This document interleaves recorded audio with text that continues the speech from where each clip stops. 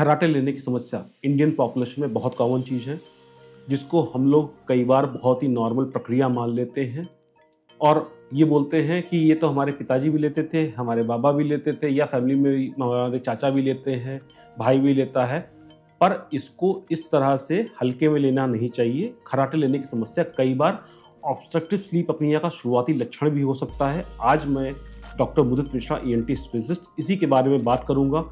आपसे बताऊंगा कि खर्राटा कब आना चालू होता है और कब हमको इस चीज़ को सीरियसली लेना चाहिए और स्लीप अपनिया के पीछे क्या लक्षण हैं, इनके बारे में मैं आपको जानकारी दूंगा। सबसे पहले तो हम लोग ये जानते हैं कि आखिर खर्राटे आते कब हैं। खर्राटे आने का मतलब है जब आप रात में सोते समय सांस ले रहे हैं तो आपके नाक के लेवल पे या तालू के लेवल पे या गले के लेवल पे जो म्यूकोसा या खाल है वो वाइब्रेट कर रही है, भरभरा रही है, जिसकी वजह से एक तरह की आवाज़ उत्पन्न हो रही है, जिसको हम लोग नॉर्मल भाषा में खर्राटे लेने की समस्या बोलते हैं।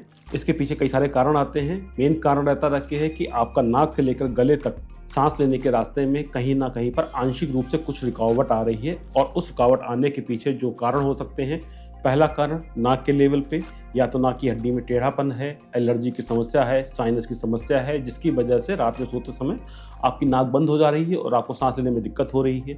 उसके पीछे जाने पर एडेनॉइड के लेवल पर वहाँ पे हो सकता है, एडेनॉइड नाम का एक टिश्यू होता है जो नाक में पीछे की तरफ मौजूद होता है, उसका आकार बढ़ रखा है, जिसकी वजह से आपको रात में सोते समय सांस लेने की दिक्कत हो रही है। या तालू के लेवल पे या टॉन्सिल के लेवल पे टॉन्सिल का आकार आपका बढ़ रखा है, जो रात में सोते समय फॉल होकर सेंटर में आना चालू करते हैं और आपके सांस के रास्ते को बंद करने लगते हैं, जिसकी वजह से आपको सांस लेने की समस्या हो सकती है। तीसरा कारण आता है आपके सोने के तरीके पे। जब आप रात में पीठ के बल सो रहे हैं तो सोते समय हमारी मांसपेशियां रिलैक्स होती हैं। रिलैक्स होने के साथ में हमारी जीभ जो है पीछे की तरफ ग्रेविटी की वजह से गिरती है, जिसको हम लोग टंग फॉल बोलते हैं। इस टंग फॉल की वजह से भी रात में सोते समय सांस का रास्ता बंद हो सकता है और आपके खर्राटे लेने की समस्या हो सकती है। चौथा कारण रहता है जब आप रात में सो रहे हैं तो गले की मांसपेशियां शिथिल होती हैं, रिलैक्स होती हैं, रिलैक्स होकर सेंटर में आना चालू करती हैं और सांस लेने के रास्ते के रेडियस को कम करेंगी, जिसकी वजह से आपको सांस लेने में दिक्कत होगी और आप प्रेशर लगाएंगे और फिर खर्राटे लेने की समस्या उत्पन्न होगी। पांचवा कारण आता है अगर आपको वजन बढ़ने की समस्या हो रही है तो उसकी वजह से भी आपको ये दिक्कतें होना चालू होंगी। छठा कारण रहता है अगर आप शराब का सेवन करते हैं या कोई सीडेटिव दवा आप ले रहे हैं तो उसकी वजह से भी आपको सांस लेने में समस्या हो सकती है, जिसकी वजह से खर्राटे आने की समस्या बनती है। अब सबसे जरूरी चीज आती है कि कब ये सिंपल खर्राटे की समस्या स्लीप अपनिया कहलाएगी। स्लीप अपनिया का मतलब है कि रात में सोते समय आपका सांस का रास्ता बंद हो रहा है और इस लेवल तक बंद हो जा रहा है कि बॉडी में ऑक्सीजन का लेवल डाउन होने लगता है, जिसकी वजह से आपको ये स्लीप अपनिया के सिम्टम आना चालू होते हैं। जो संकेत होते हैं जिनका मतलब है कि आपको स्लीप अपनिया हो रही है, पहला संकेत मिलेगा अगर रात में सोते समय बार बार आपकी नींद खुल रही है, सांस लेने का रास्ता रुक जाता है और आपको उठ के बैठना पड़ता है जिससे कि सांस प्रॉपर तरीके से आ सके। सुबह जब आप सो के उठते हैं तो आपको मुंह में ड्राइनेस की कंप्लेन हो रही है, सर में दर्द की समस्या रहती है, चिड़चिड़ापन लगता है। तीसरा लक्षण आता है जब आप ऑफिस में जा रहे हैं या आप अपना रूटीन वर्क कर रहे हैं तो उस समय भी आपको स्लीपीनेस की समस्या रह रही है, यानी नींद बहुत ज़्यादा लग रही है। चौथा लक्षण आपको तो नहीं पता लगा पर आपका पार्टनर जो आपके बिस्तर पे साथ में सो रहा है वो आपको बताता है कि आपको खर्राटे के साथ में आप बार बार उठ जाते हैं या फिर शरीर को झटकने लगते हैं, पैरों को फेंकने लगते हैं। पांचवा लक्षण अगर आपको हाई ब्लड प्रेशर की समस्या है या शुगर की समस्या और ये कंट्रोल नहीं हो रही है तो ये भी स्लीप अपनिया से रिलेटेड हो सकती है। अगर आपको इस तरह के कोई लक्षण मौजूद हैं तो इसमें केवल खर्राटे के लिए दिए जाने वाली दवाइयाँ केवल काफ़ी नहीं रहेंगी, इसमें आपको कई सारी और चीज़ें करनी पड़ेंगी।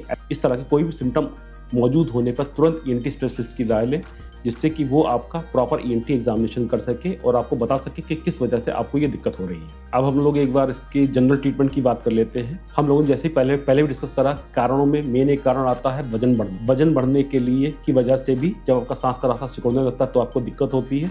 तो पहला जनरल ट्रीटमेंट जो है, अगर आप अपना वेट रिडक्शन करना चालू करेंगे, वेट रिडक्शन का मतलब ये है कि आपका मौजूदा वजन से आप 5 से 10% भी अगर आप वजन कम करते हैं तो आपके स्लीप अपनिया के सिम्टम्स में 50% तक का आराम आपको मिल सकता है। दूसरा, एयरवे को चेक करवाएं। एयरवे का मतलब हो गया नोज का एयरवे, गले का एयरवे और नीचे लैरिंक्स का एयरवे। आप अपना जो है ईएनटी स्पेशलिस्ट को दिखवा के चेक करवाएं, जिससे वो ये चेक करें कि कहीं नाक की हड्डी में टेढ़ापन तो नहीं है, एलर्जी की समस्या तो नहीं है या एडेनॉइड की समस्या तो नहीं है या गले में टॉन्सिल वगैरह की समस्या तो नहीं हो रही। उन सब का इलाज करने से भी आपके सिम्टम्स में आपको आराम मिलना चालू हो जाएगा। तीसरा तरीका रहता है, कुछ ओरल अप्लायंसेज आते हैं जिनको हम लोग मेंडुलर एडवांसमेंट के लिए यूज़ करने वाले कई तरह के अप्लायंसेस रहते हैं, जिनका यूज़ करने से भी जहाँ पर आपका जबड़ा आगे की तरफ पुश होगा तो ये टंग फॉल वाली चीज़ में आपको आराम मिलता है।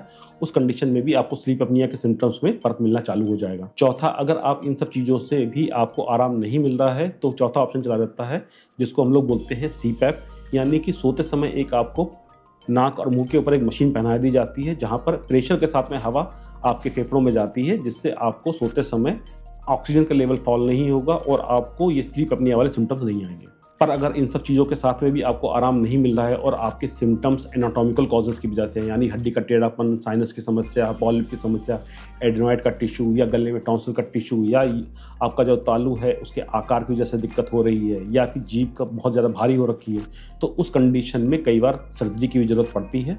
और सर्जरी करने से पहले ईएनटी स्पेशलिस्ट आपकी कई सारी जांचें करेगा। उसमें से एक टेस्ट कहलाता है स्लीप एंडोस्कोपी बोलते हैं, यानी सोते समय आपकी नाक की और गले की एंडोस्कोपी करके देखी जाती है कि किस लेवल पर आपको ऑब्स्ट्रक्शन हो रहा है और उस ऑब्स्ट्रक्शन के लेवल को क्लियर करने से आपको आराम मिल जाता है। अब हम लोग जानते हैं कि इस चीज़ के पीछे रेड फ्लैग साइन क्या होते हैं, यानी स्लीप अपनिया के पीछे रेड फ्लैग साइंस क्या हैं। अगर ये रेड फ्लैग साइन उपलब्ध हैं तो इन चीज़ों को नेग्लेक्ट नहीं करना चाहिए। पहला, अगर आपको रात में सोते समय आपका सांस का रास्ता चोक कर रहा है, आपको सांस लेने के लिए बार बार उठना पड़ रहा है। दूसरा, अगर आपको दिन के समय बहुत ज़्यादा नींद आ रही है, स्पेशली आपके काम करते समय या ड्राइव करते समय अगर आपको नींद आने की समस्या है तो तुरंत डॉक्टर की सलाह लेनी चाहिए। सुबह उठने के बाद में अगर आपको हेडेक की समस्या रह रही है, अनकंट्रोल हेडेक रह रहा है, तो तुरंत डॉक्टर को दिखाएं। अगर आपका ब्लड प्रेशर कंट्रोल में नहीं आ रहा है या शुगर कंट्रोल में नहीं आ रही है तो ओएसए के लिए आपको तुरंत ईएनटी स्पेशलिस्ट की राय लेनी चाहिए। और अगर बच्चों के अंदर मुंह खोल के सांस लेने की समस्या हो रही है, बच्चे अगर खराटे ले रहे हैं, तो तुरंत ईएनटी स्पेशलिस्ट की राय लेनी चाहिए,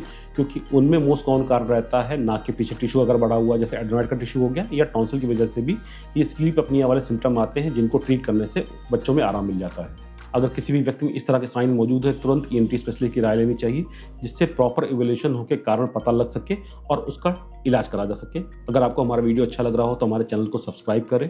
मैं आगे आने वाली वीडियो में डिस्कस करूंगा कि ये सीपैप मशीन क्या है, स्लीप एंडोस्कोपी क्या होती है, हम इसको किस तरह से कंजर्वेटिवली मैनेज कर सकते हैं और किस कंडीशन में आपको ऑपरेशन की जरूरत होती है। धन्यवाद।